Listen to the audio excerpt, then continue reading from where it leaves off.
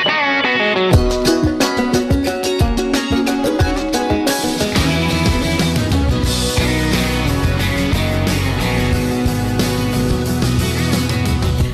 out of my window pane, tears mingling with the rain.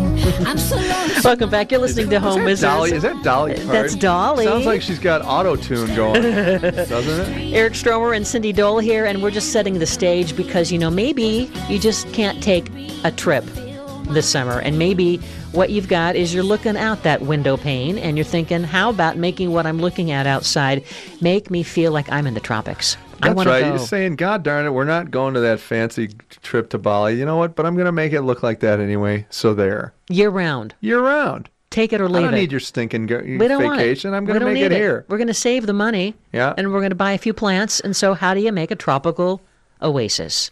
Well, you're at the right place. We're going to tell you right here. And right now. And right now.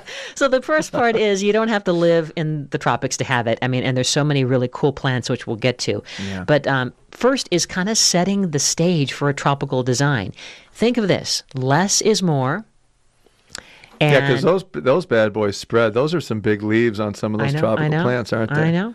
But in terms of the big picture of the design, you might be thinking, okay, I've gone to the movies and I've seen some of those films where it takes me, maybe it's You're talking James about Bond. Blue Lagoon with Chris Atkins and Brooke Shields, aren't you? I know what you're thinking. Any of them, Hawaii Five-0. Anyway, you think of some of the different movies or shows that you associate, heck, even, Baywatch. You think of the tropics, but the danger is, of creating the collection trap. We don't want it to feel too themey and like you have a collection. Yeah, that's true. Right? You want to have enough of an oasis and it's exotic, but you don't want it to go, just overkill. Well, like you expect a T-Rex to come out and scare you, right? Or like, some surfers are going to come, barging in and start, taking over the party. That's right. So the key is to just, first of all, think of the tropics that you want to have. And maybe it's going to be as simple as starting with a color palette to set your tropic oasis mood and feeling, right? Yeah. Yeah. Okay. So let's say that maybe the colors that you want, that you associate with the tropics, are oranges and yellows, or could be maybe, blues and greens. It's all about just thinking, what are the colors that are going to make you feel like you are in the tropics? Yeah, I hear you. I think I'm going blue. I'm going blues, greens, and oranges. Okay. Which, strangely enough, are my high school colors. Now I'm thinking maybe I do a high school theme, and that takes me down a whole nother road. Let's get back to the tropics. Okay. Oops. Yeah, I went too far. But gardening, tropical gardening, is really not much different than other types of gardening. The plants are still going to share some of the basic needs. Healthy soil, water, proper fertilization, and of course tropical gardening, you don't have to worry about overwintering your plants because the climates are going to be warm year round. But there really are a lot of really gorgeous and popular plants that you will want to think about to set the stage. For instance, elephant ears. Yeah, I have some of those, by the way. The elephant ears are amazing, right? Yeah, they're great. And they are called elephant ears because it looks like an elephant ear. And the key to the elephant ears, they're really bold.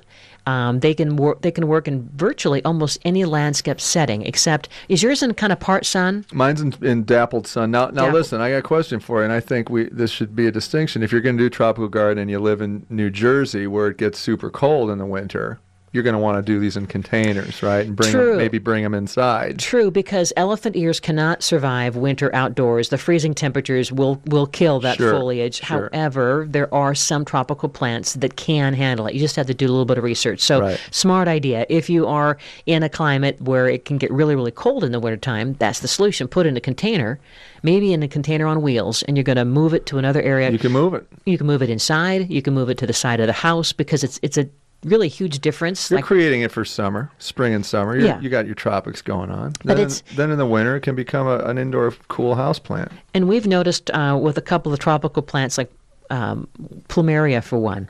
That it doesn't like the colder temperatures in the fall and the winter. No. And so we would just move it to the side of the house. It would still be outside, but it was underneath an awning. Sure. And close to the house. Did yours bloom? Hasn't bloomed. Mine hasn't either, and this one hasn't bloomed. I'm so frustrated because the smell of those things are so I know. great. Need to feed it, I It just think. looks like a slingshot coming out of the ground. So plumeria is another tropical plant of choice, and this is a great. It does look like a slingshot. It's like these sticks that are sitting there, and then the leaves come. And I haven't had a bloom yet. I'm sad. Well, I think. But my the hanging ones I have. What are those? Your The hanging air back- plants. Yes. Those are in fact blooming, and I can't believe it. Okay. Envy of the neighborhood. Right. So an air plant's a good choice for a tropical garden. And what you would do is you can find air plants now almost anywhere. You can see them a lot, even in the big box stores. They're Sure. selling these little things. They look kind of like an octopus. Yep. And they can be really teeny tiny, like smaller, like to fit in the cup of your hand, or like yours, or like what, a foot long? They're like Huge. a foot long now. Yeah, they're and amazing. they flower. They bloom. They are flowering. They're purple, and they do look tropical to me. They're gorgeous. And so tell them about the secret that you did. You hung them. I hung them with fishing line, a clear fishing line from a a tree. tree, and they're in sort of part sun, part shade. I mist them occasionally, and they have now created these amazing flowers that I've never seen in my life. Yeah. They're gorgeous. They're from different tropical locations. And those, by the way, if you hang them like that like a mobile. outside, it's like a mobile. You Yeah. can actually bring them in the winter if you've got a cold climate Yeah. and hang them from your kitchen window, and they'll still do great. 'Cause they Or just- the bathroom's even better because you get better. the steam. It gets the mist, Yeah. and these guys don't really need a lot of water. They don't just- need much attention at all. They but need some boy, air and indirect light. That's it. I'm so overwhelmed how cool they are. Caladium is another great tropical plant to create that look, and this is basically like the elephant ear. You've probably seen them. They have that elephant ear pointy leaf, and they're large like the elephant ear, Right. but the inside part is red and pink and cream, so it's variegated. Oh, so I love that. So you Gorgeous. picture that inside the leaf, and these guys are great because these can handle a little bit more of the cold than the elephant ear, right? Yeah. These are a little hardier, right? But planting them at the right time, especially like right around now, will really give you a lush, exotic tropical garden, really Yeah. all summer long. So, You know what else works in the tropical vibe? It would be the dahlias. Some of the vibrant colors, like there's a Mai Tai color. It's like a super vibrant orange. love almost. that, And- yes. And, again, it doesn't have to necessarily be a tropical plant, or it It's can. the It's color. just the referencing of the color. it's the right? cocktail. There you go. Yeah. How about a calla lily? I mean, we think of the calla lilies at Easter time, but calla lilies also, while they're not really considered true lilies, it's an extraordinary flower, and you can grow them either inside, believe it or not, with a sunny window or Yeah. outside, and it's going to give you that kind of a tropic look. They're in full sun or part sun. Can I tell you something? What? Do I need to feel guilty? I bought for Mother's Day, my wife, the beautiful calla lily plant. Yes. And here's why I bought it. Because I thought to myself, you know what? I'm not going to spend $100 for a bunch of roses that I already have in my garden that are going to die in 4 days. I'm buying a plant that I can actually put in the ground. Smart. Am I selfish? No. That was You a don't great think so? idea. No, that I was think a it's great a great idea. And then it will remind us of our love It's over it keeps giving because No, it's that in it's in the garden. that It was looks great smart. now. Okay, good. Here's another one I think that you already have by your pond, and we have it around our pond and other areas, and it's really hardy. It grows virtually anywhere in the sun or in part sun. It's called the canna. Yeah, I love the canna. And the canna, this is so tropical, right? It typically, is grown as annuals in the cooler areas, depending, but it likes moist conditions. It'll tolerate nearly any well-draining soil, and the flowers are anything from bright red to yellow to orange, right? And then, Yeah. and these tall stalks and leaves.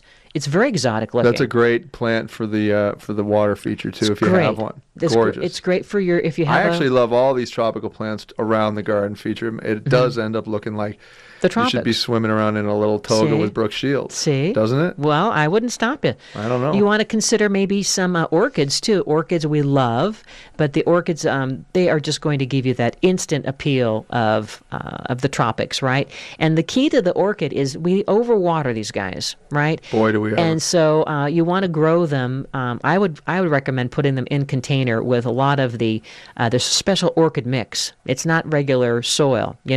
This is all about fir bark and charcoal. It should be really, crunchy. So it wicks away moisture is what you're saying. The roots get water, but they don't sit in It's water. better drainage because Gotcha. orchids in nature are like in these rainforests. Sure. They're not, they're growing on trees. And Right. the idea is you can grow this either indoors or, outdoor if you had an area where it's really shady.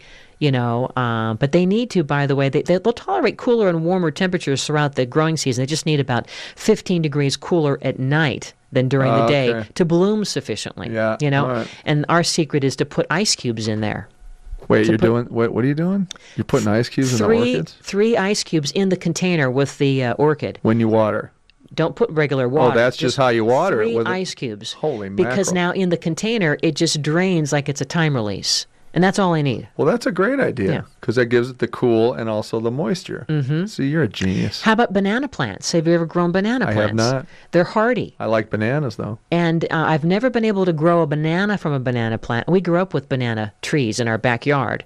We didn't have the right kind of weather for them, like Hawaii, to really give you the fruit. But Sure. anyway, try banana trees as well. They're really cool. They are gorgeous in a container. Eric Stromer, Cindy Dole, we have more great ideas for you coming up next year on Home Wizards, where we love to improve your home and improve your life.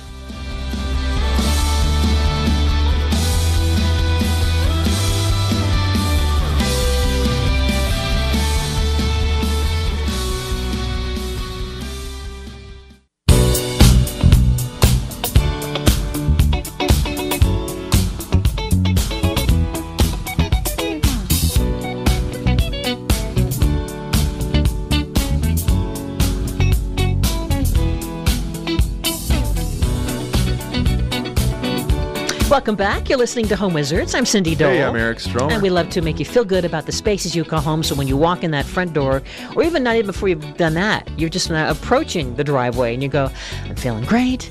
I'm looking forward to life. Things are happening. My space is great. You might even be saying, whose house is that? Is that my... Wow, that's gorgeous. That's me. That's me. I turned this house into this place. Yay. Wow. I must be a home wizard or something. Yeah. And it's like, wow, I have a tropical garden. Oh, what? I said it. How did I do it? You can do it very easily. I don't even live in a tropical I climate, know. and yet I have one. You've got one. So tropical gardens, I mean, it's... If you've ever taken a trip to Hawaii, have you been to Hawaii? Sure, so many times. And to Cabo, Cabo or different I've been places, to, the yeah. Caribbean. Yeah. When you go to these places, You see different kinds of plants. Like, you go like, what the heck is that thing? fragrances and colors and the flowers, and you think, I want to bring that home. Or maybe you haven't had a chance to take the trip. You've seen the pictures, and you still say, I want to dream of going there, and I want to make it feel real right now. And guess what? You can. Yeah. And so the good news is that, tropical gardens, you can be creative and do this virtually anywhere. Now, tropical gardens, aren't always high maintenance. In fact, they can be very low care. And there's some really good solutions that you may not have been thinking about. So the key first is to think about your local climate, right? A lot of hot climates, even dry and arid climates, can grow tropical varieties, but you need to just choose the right type. So there's different kinds. Like within the whole family of tropical, there are those that are shade, there are those that are full sun, there are those that want a lot of water, and then others that don't need as much. Yeah, so it's a little bit of research you got to do. You got to find out your climate zone and then what's going to work here. And if it's not specific for that climate zone, what can I do to amend the environment around it to actually make it work, right? Like the soil. Exactly. So you got to have the exact right soil composition. It's going to be, obviously this, by the way, this is the key to all gardening, I think, is preparing the soil and the garden bed before you get anything even in the ground. Because once it's in there, if it's the wrong stuff, if it's left over from another crop, there's just not enough nutrients to support the growth and the flowering that you're going to want to have. So do that first as a research. Take a sample of your soil into your local garden store and have them analyze what you need and what you're missing. Dig some of that dirt out if you have to, amend with new soil. It's going to make all the difference in the world. They really want a lot of free draining. Rainforests, they don't like wet feet. No. I mean, you think of a rainforest as there's some misting and moisture, but it's not like a bog. It's not a swamp. It's Yeah. not a swamp. They're Yeah. just sitting there. And so otherwise, that's why a lot of times we love orchids to death. We basically overwater them and they get mushy and then they die. So that's the key is, like you say, to amend the soil. But also, let's say if you're going to put some of these tropical plants of any kind, in fact, plants, and especially edibles. I just learned this, that if you have them in a container, like you're going to plant some tomatoes, you want to first wash out with water and soap the pot. Are you Yeah, ready? because that could have some sort of disease in it. Not only right? disease, but some bugs could have laid little teeny tiny microscopic little eggs eggs. that are sitting there waiting Yeah. for you to put the soil in, and they're going, I'm in heaven. Yeah, that's Someone's it. put tomatoes, and then That's all of a right. sudden you're wondering why they're diseased. Right. And, so the same thing, just as a good idea for anything that you put in a container, just take a little warm, soapy water. I know it kind of feels like it's high maintenance, but you'll be happy. Yeah. And then think about the layout, too, like a nice grassed area like you would see in a resort. So you can sit in the backyard and really feel like you are in the tropics. Yeah, that's exactly right. And also, you're going to want to ensure if you have a hot, dry climate, you want to make sure that you have some established shade covers as well, because a lot of these plants are going to want, think about, you're in the jungle and, you hear the sounds, right? And you look above and what do you see? There's a canopy of green over you. So there's always places where shade creates the dappled sun, which gives you the exact right exposure. So if it's a super hot and dry climate, make sure there's some shade cover, either in the form of a tree, a couple large trees, or a pergola kind of a situation where you've got It's like an umbrella. that dilapidated sun or dappled sun. I mean, Yeah. Yeah. And it gives you like a living umbrella by having these trees, this canopy, right, that kind of dangles over that gives That's right. you, the person, the shade as well as the plants. And don't forget about bamboo. Now, bamboo, they get a bad rap because, it well, can they're grow. invasive as heck. I had them in one of my houses. It takes over. But there are certain ones that are non-invasive. You just need to do a little checking. And when you go to especially when you go to the mom and pop nurseries, they are famous for selling really some special types of bamboo. In fact, I love this black bamboo, Yeah. where the stalks look black and then the leaves are I've green. seen that. Those are great. And it really gives you a neat look. And so talk about a lush forest, as long as it's the kind that won't be so invasive. And when I grew up, we had bamboo in our backyard, and it grew into the neighbor's yard. Sure. Because it goes underground, Yeah. and it just keeps going, and it's so hard. The roots are so impossible, to tear apart. But when you get the non-invasive, it's so Or lush. if you want the traditional bamboo, put it in a container. container, yeah. And even if you plant, there are ways to put weed screen down deep in the hole, but you really literally have to trench 2 feet down and lay this stuff That's in smart. so it won't spread. Because it'll sneak down that It'll hole. sneak down that hole. It'll definitely get below it. But if you've got the right, weed screen beneath it, again, that's a huge undertaking. But 2 feet down. Better to put them in containers. That's a good idea. Yeah. 2 feet down. Yeah. Okay. Yeah. Yeah, but I really do love the idea of planting bamboo, because once it's established, talk about privacy. You Yeah, now it's a can great have screen, a isn't living it? wall. Yeah. And caring for bamboo, as long as it gets like an inch of water a week, it's really a drought tolerant, amazing. Love the plant. It's going to give you that tropical oasis. Yeah. Now, if you're in a windy climate, in terms of having a tropical garden, right, what would you say in terms of like hot or dry, if you install some hedges or wall screens to also kind of reduce the impact of a strong wind? Yeah, think about, again, in the jungle, you're not going to have wide open spaces where the wind can dry all the planting out. So you definitely want to have some screening, either in the form of large hedge type plants or, any kind of palms that are big and, definitely spreading out and blocking the more tender plant species from the high winds and drying them out, in other words, right? Mm-hmm. And then try to think about, we talked about air plants a little while ago. Think of making a living sculpture in your garden, just like you would see in the rainforest. So, for instance, I've noticed now that not only the specialty garden centers, but now some of the, the bigger chains are selling these large pieces of bark and driftwood, right? And then you get some of these air plants, and you get a hot glue gun, and you glue them to this piece of bark, and it looks like it's part of a rainforest. And you could set that on a coffee table or off to the side, and then you just mist it, once a Yeah, week. boy, I tell you, I love the air plants. I've had nothing but success with them. I think they're in the ideal environment. And I live in a hot and dry climate, and just a little bit of misting from the sprinkler overspray.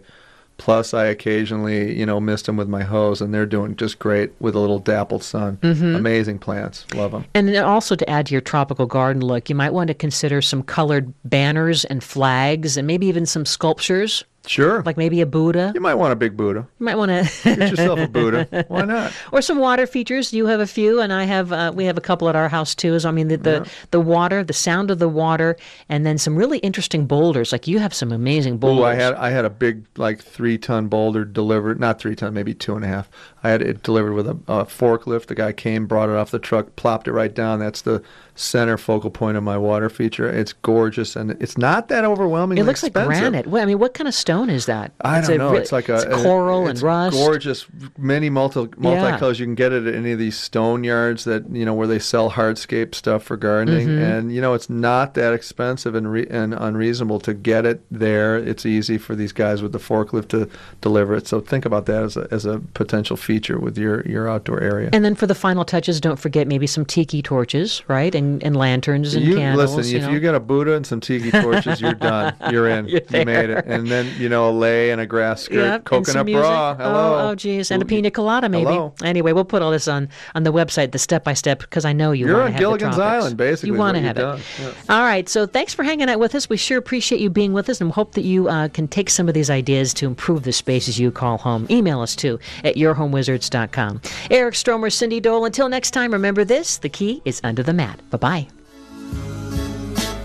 Only for you.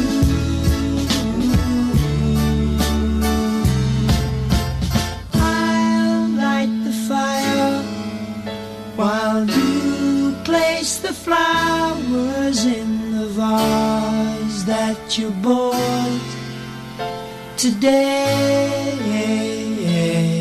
I'd say that was a pretty successful broadcast.